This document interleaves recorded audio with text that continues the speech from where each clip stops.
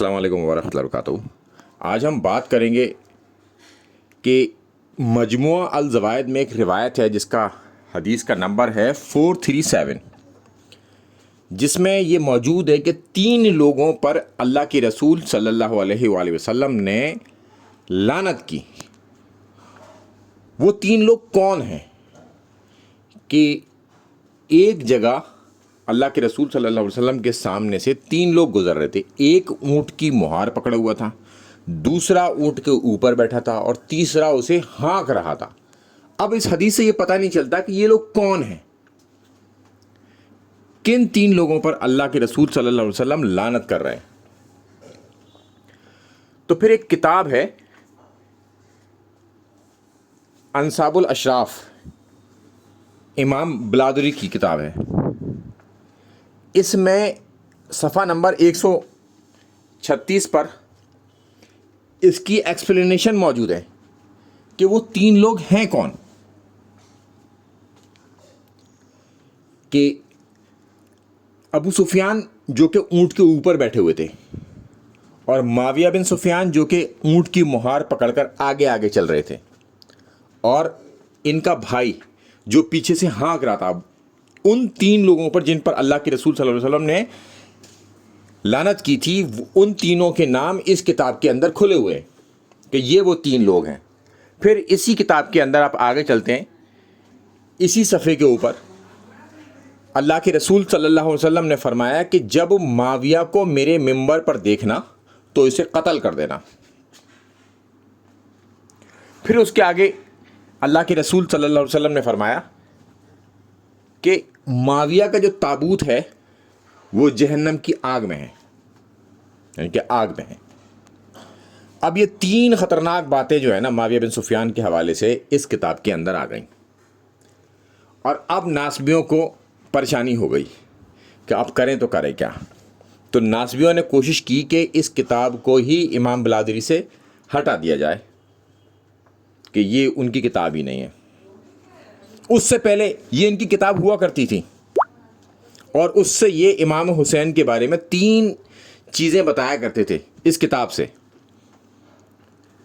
جب اس کے آگے اسی کتاب میں دیکھا گیا نا چیزوں کو، تو پھر جو ہے ان کے ہاتھ پیر ہو گئے ٹھنڈے۔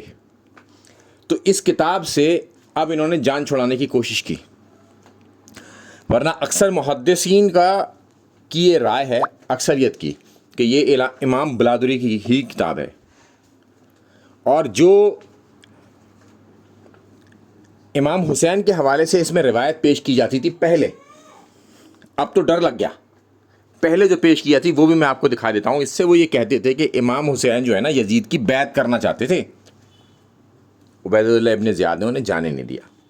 نمبر 1 یہ بات بتاتے تھے کہ یزید کی اس میں کوئی غلطی نہیں ہے، یزید تو معصوم الخطا ہے، اس کی فوج نے یہ کام کر دیا، اس کے گورنروں نے، اس کے سپہ سالاروں نے یہ کام کر دیا، اور یزید یہ نہیں چاہتا تھا۔ تو ہم ان سے یہ پوچھتے ہیں کہ اگر یزید یہ نہیں چاہتا تھا اور اس کے سپہ سالاروں نے، اس کی گورنروں نے یہ کام کر ڈالا، تو کیا یزید نے ان سے قصاص لیا کہ تم نے امام حسین کا ناحق قتل کیسے کر دیا، ان کے ساتھیوں کو کیسے شہید کر دیا، کوئی مقدمہ چلایا، کوئی سزا دی، برخاست کیا پوسٹوں پہ سے؟ ایسا یزید نے کچھ نہیں کیا۔ یزید نے اوپر سے انعام دی ان لوگوں کو۔ اس کا مطلب اس سب کے پیچھے یزید تھا، یہ یزید کو بچانے کی کوشش تھی اس کتاب کے ذریعے۔ دوسری، امام حسین نے کہا کہ مجھے جو ہے سرحد پر بھیج دو، میں جہاد کروں گا کافروں کے خلاف۔ اس وقت کو جہاد ہو ہی نہیں رہے تھے، پرشین اور رومن امپائر ختم ہو چکی تھی، اور مسلمانوں کی جو حکومت تھی وہ ان چیلنجیبل تھی اس وقت، 3 کانٹیننٹس میں پھیلی ہوئی تھی، ان کو کوئی چیلنج کرنے والا تھا ہی نہیں۔ یہ بات بھی جھوٹی۔ اور تیسری اور آخری بات کہ مجھے مدینہ واپس جانے دو۔ امام حسین جب مدینہ چھوڑ کے ہی آئے تھے کوفہ کے لیے، کوفہ میں شفٹ ہونے کے لیے، تو وہ پھر دوبارہ مدینہ جانا کیوں چاہیں گے؟ تو یہ 3 باتیں امام حسین کے اوپر رکھ کر یہ ثابت کرنے کی کوشش کرتے تھے کہ یزید نہیں چاہتا تھا امام حسین کا قتل۔ ٹھیک ہے، یزید اس میں ملوث نہیں تھا، یزید کے لوگ ملوث تھے۔